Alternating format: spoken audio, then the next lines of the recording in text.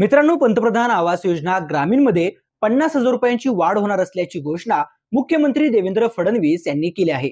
तुम्ही देखील या योजनेचे लाभार्थी असाल किंवा तुम्ही या योजनेसाठी इच्छुक असाल तर तुमच्याही मनात हा प्रश्न उपस्थित झाला असेल की वाढीव 50,000 रुपये नक्की कोणाला मिळणार आहेत।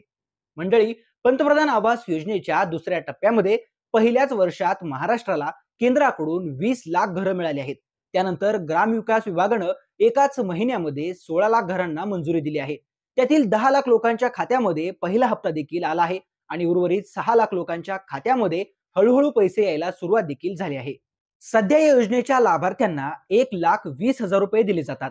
त्याचबरोबर मनरेगाचे आणि शौचालयाचे असे मिळून एकूण 1,58,730 रुपये लाभार्थ्यांना मिळतात। यानंतर येणाऱ्या व्हिडिओमध्ये आपण सध्या घरकुलाचे हप्ते किती रुपयांचे आणि किती टप्प्यांमध्ये मिळतात यावरती सविस्तर चर्चा करणार आहोत। आता मुद्दा 50,000 रुपये कोणाला मिळणार। नुकत्याच पार पडलेल्या अधिवेशनात देवेंद्र फडणवीस यांनी प्रधानमंत्री आवास योजना ग्रामीणच्या लाभार्थ्यांना 50,000 रुपयांची वाढ देणार असल्याचं सांगितलं। प्रधानमंत्री आवास योजनेच्या दुसऱ्या टप्प्यात ज्या 20 लाख घरांना मंजुरी मिळाली आहे त्या 20 लाख लाभार्थ्यांनाच 50,000 रुपयांची वाढ मिळणार आहे।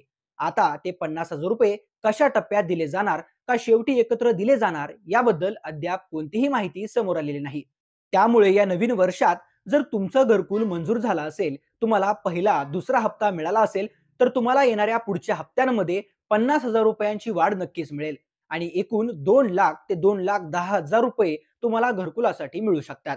त्याचबरोबर या 20 लाख लाभार्थ्यांना आता वीज निर्मितीसाठी घरावरती सौर ऊर्जा पॅनल देखील बसवून मिळणार आहेत।